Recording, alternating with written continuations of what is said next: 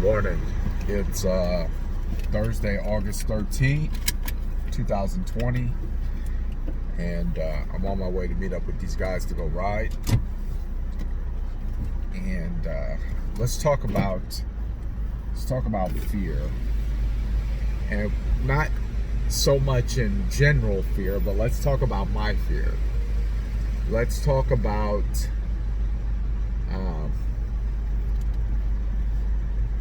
how at each stage and each phase of my life I've had to overcome, conquer, and move into places where I didn't feel the most confident.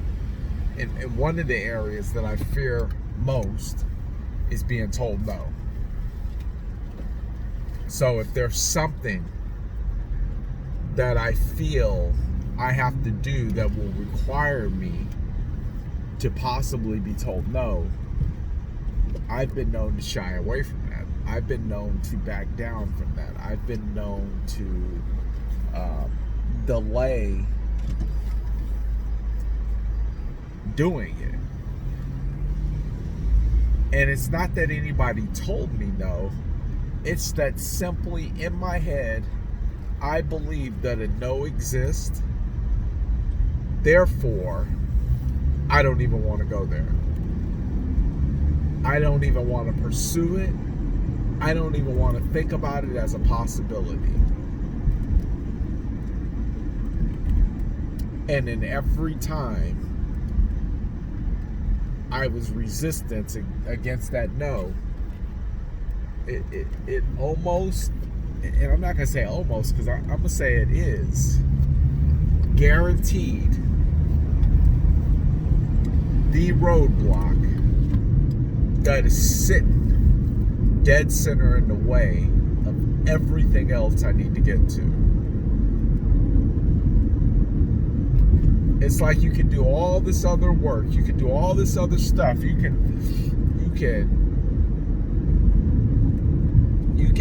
lollygag around it, but at the end of the day, you're gonna have to come back to it, because you're not gonna be able to get to where you gotta go without doing that one thing.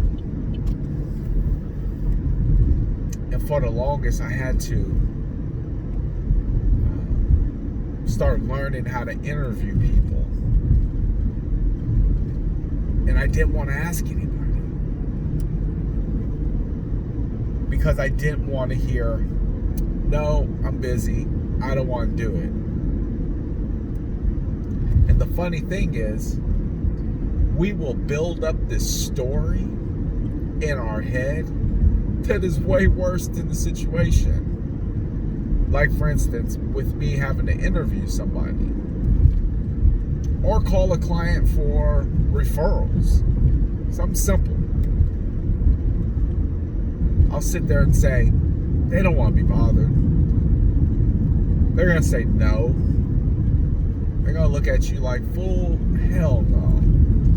You don't know what you're doing. What questions are you going to ask? The questions are probably going to be stupid. Nobody's going to care. And then you put it off for tomorrow. Then tomorrow you come up with the same excuses. Same reasons not to do it. And then one day, you get the courage to stand up to that bully that's here. You stand up to that bully, and guess what? Absolutely, I'll do your interview. No problem. When? Sure. Just let me know. I'm ready.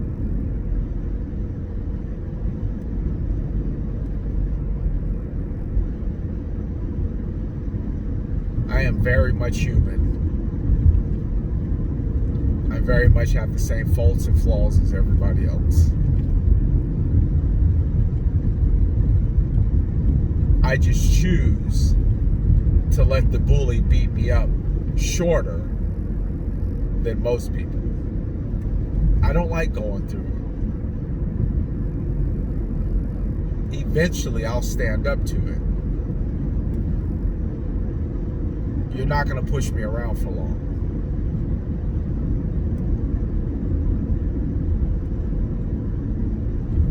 And what I know to be a fact is when you stand up to that bully and you say, I can do it, another level of doors start opening up. Another level of opportunity starts to open up. Starts to present itself. Make itself available.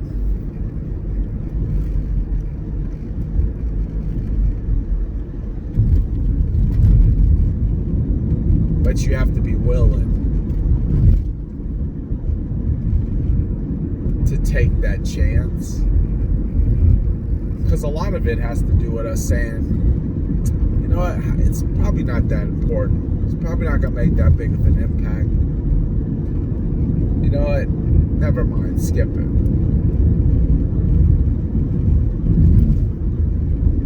And what you think you're telling yourself is the truth.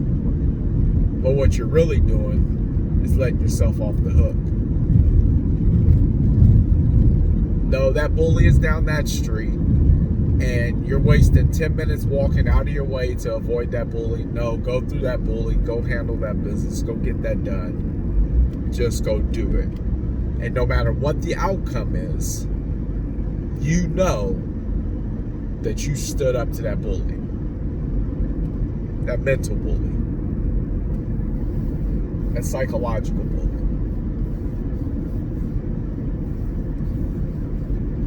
That bully that tells you you can't get it done.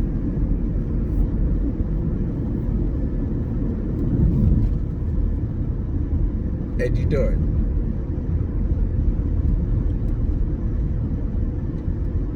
It's plain and simple. You do it. And then you find yourself on the other side of it. And then you get another bully. But if you're really good, you start remembering all those times you've been bullied in your life. And you start remembering that the bully wasn't as bad as you thought. And then you start remembering and recalling that when you stood up to the bully,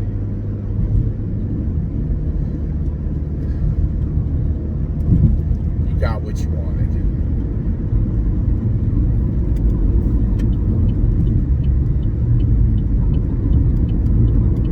Because on the other side of that